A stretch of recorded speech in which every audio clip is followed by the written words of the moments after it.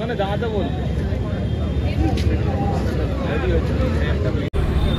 করতে পারে এই সরকার 2000 টাকা লোক আবার দুঃখের ব্যাপার যে 2024-এ দাঁড়িয়েও আমাদেরকে এরকম একটা মিছিল আসতে হচ্ছে। তো মানে সেটা কি মনে হচ্ছে যে সমাজ আরো মানে অবক্ষয়ের দিকে যাচ্ছে?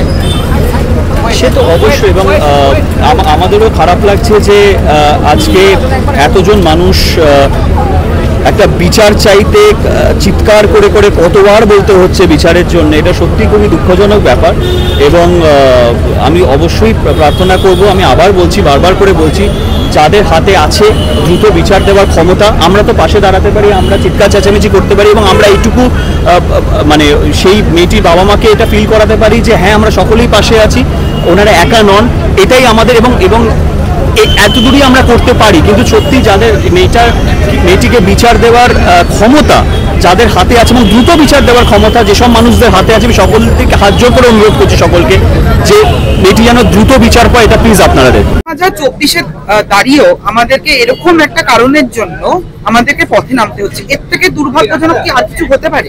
ডেফিনেটলি এর থেকে দুর্ভাগ্যজনক আর কিছু হতে পারে না, কিন্তু আফটার অল আমরা একটা পেট্রিক্যাল সোসাইটিতে বাস করি, এটা আমরা দেখে এসেছি, এবং চিন্তা ভাবনাতে আমাদের চেঞ্জ হওয়া উচিত। মানে এই ভার্ডিক্টটা কিন্তু শুধুমাত্র এই কোর্টের ভার্ডিক্ট নয়, এটা একটা এমন ভার্ডিক্ট যেটা চিন্তা ভাবনা, মানুষের চিন্তা ভাবনা, মানে সমস্ত পুরুষ এবং মানুষের চিন্তা ভাবনা আমি বলবো যে চেঞ্জ হচ্ছে এটার মাধ্যমে। যে কোনো মানুষের সঙ্গে কথা বলতে গেলে, তার সঙ্গে ব্যবহার করতে গেলে একটু বুঝে ব্যবহার করতে হবে। আর যে মেয়েটির সাথে এরকম হয়েছে, অভয়ার সাথে, তার তো ওয়ার্ক প্লেসটা একটা সার্টেন ছিল, কিন্তু তোমাদের তো কোনো আউটডোর করতে হয়, তোমাদের নাইট শিফট করতে হয়, রাতে শুট করতে হয়, তো সেখানে গিয়ে তুমি কতটা মানে আনসেফ ফিল করছো এখন থেকে?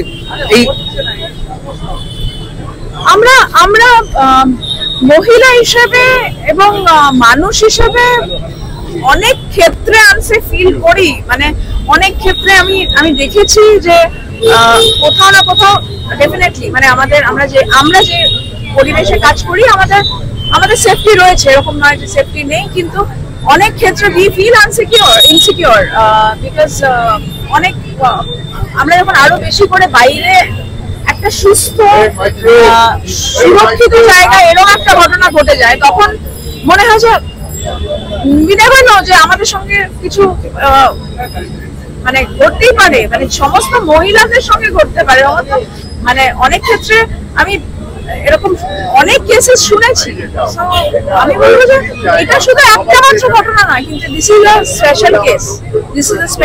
মানে এরকম যেভাবে মানে অত্যন্ত জঘন্য ঘটনা, যেভাবে মেয়েটি কষ্ট পেয়েছে, যেভাবে মানে আমি মানে বুঝতে পারছি, আমরা প্রত্যেকে ভীষণই প্রচন্ডই মানে বিমর্ষ হয়ে রেগে আছি আমরা পরিষ্কার। পুরুষ জাতির যেটা মেয়েদেরকে ছোট করার যে একটা অভ্যাস, এটা কি প্যাট্রিয়ার্কি থেকে মানে এই প্যাট্রিয়ার্কি ইনডিউসেস দিস?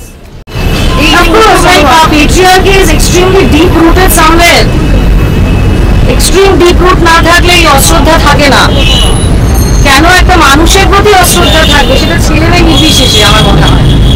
আজকের দিনে দাঁড়িয়ে আমরা মনুষ্যত্ব নিয়ে কথা বলবো কিনা, কেন আমরা ইকুয়ালিটি নিয়ে কেন কথা বলবো, তখন অলরেডি আমরা জানি আমরা ইকুয়াল, সেখানে আমাদের ইকুয়ালিটি নিয়ে কথা বলতে হচ্ছে। তার কারণ again this kind of deep rooted patriarchy, যেখানে মেয়েদের নাইট শিফট নিয়ে কাজের সেখানে নিষেধাজ্ঞা তৈরি হবে, that is not the solution.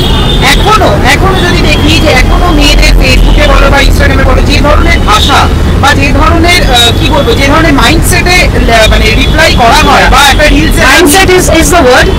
We are not addressing the elephant in the room somehow. আমার কথা মনে হয় mindset is the word. Mindset change করা হুট করে সম্ভব নয়, স্ট্রিক্টার লজ অ্যাপ্লাই করতে হবে, তবে গিয়ে মাইন্ডসেট চেঞ্জ হবে। 2024-এ দাঁড়িয়েও আমাদেরকে এরকম কারণে মিছিলে নামতে হচ্ছে, মানে এটা মানে কতটা দুঃখের, কতটা লজ্জার। না, 2024 বলে স্পেশালি কিছু নয়, ঘটনাটা হচ্ছে এটা তো আমাদের কি বলবো হাজার হাজার বছরের। হ্যাঁ, 2024 বলতে আপনি বলতে পারেন যে পৃথিবী অনেকটা এগিয়েছে, বিজ্ঞান অনেকটা এগিয়েছে, সব কিছুর দিক থেকেই মানুষ এগিয়েছে, কিন্তু বিজ্ঞানের দিক থেকে হয়তো এগিয়েছে, উন্নতির দিক থেকে হয়তো এগিয়েছে, কিন্তু মানুষের মন এখনো হয়তো অতটা উন্নত হয়নি।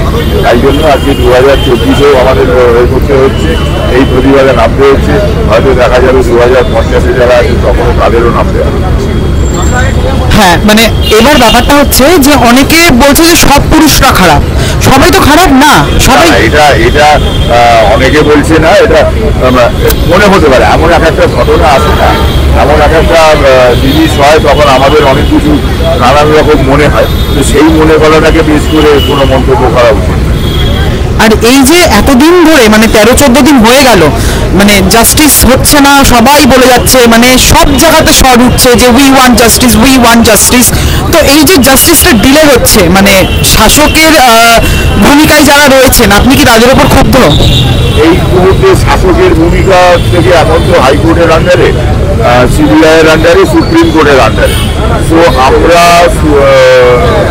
যিনিই থাকুক, আমাদের সরকার থাকুক, কোর্ট থাকুক, সুপ্রিম কোর্ট থাকুক, প্রশাসন থাকুক, যার হাতে মানে যাদের ওপর নির্ভর করছে, যার ওপরই হোক যে বিচারে, আমরা তার কাছে দাবি জানাচ্ছি যে উনি যে বিচারটা করুন, অপরাধী বা অপরাধীরা যেন যথাযথ শাস্তি পায়।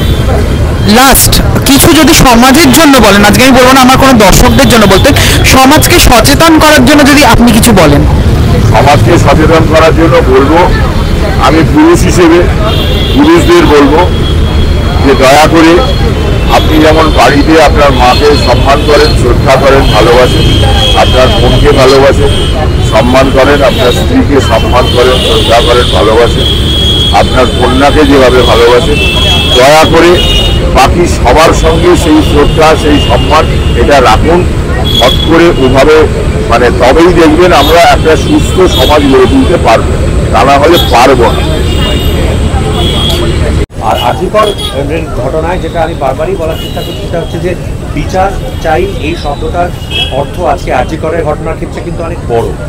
বিচার এই মুহূর্তে কে কারা অপরাধ করেছে তাকে শাস্তি দেওয়ার দায়িত্ব এই মুহূর্তে কেন্দ্রীয় গোয়েন্দা সংস্থার হাতে। তাদের রাজ্যের কিছু করার নেই টেকনিক্যালি স্পিকিং। তারাও যে খুব কিছু করতে পেরেছে এমনটা নয়, কিন্তু রাজ্যে যেখানে করার আছে সেটা হচ্ছে এরকম একটা ঘটনা ঘটলো কি করে, সেইটা জবাবদিহি কিন্তু রাজ্য প্রশাসনের করার আছে এবং থাকবে, আজীবন থাকবে। যে এরকম একটা গাফিলতি কি করে ঘটলো, এরকম একটা ভুল কি করে ঘটলো, এইটা জবাবদিহি কিন্তু রাজ্য প্রশাসনকে করতে হবে। এবং ভুল থাকলে, কোথাও ঘুণ পোকা বাসা বেঁধে থাকলে গোটা সিস্টেমের মধ্যে সেটাকে স্বীকার করতে হবে এবং এনশিওর করতে হবে যাতে আগামীতে কখনো যেন এরকম ঘটনা না ঘটে। যে একটা হাসপাতালের মধ্যে, একটা সরকারি হাসপাতালের একটা সরকারি কর্মরত মেয়ে 36 ঘন্টা ডিউটি করছে, তারপর তাকে রেপ করে দেওয়া হলো, তারই ওখানকার লোকেরা রেপ করলো। শুধু একটা বাড়ি থেকে লোক তো এমনি ঢুকে, মেয়েটির পরিবারের লোক, অন্যান্য অনেক লোক তো বলেছে ওখানে তো ঢুকতে বিশাল কড়াকড়ি ব্যবস্থা। ও তো গাড়িতে ল্যাপটপ ফেলে গেছিল, যেতে পারিনি, ওকে নিচে অব্দি এসে ল্যাপটপ নিয়ে যেতে হচ্ছে, ড্রাইভারকে ঢুকতে দেয়নি। তো সেখানে এত কড়াকড়ি ব্যবস্থা, সেখানে লোকজন এভাবে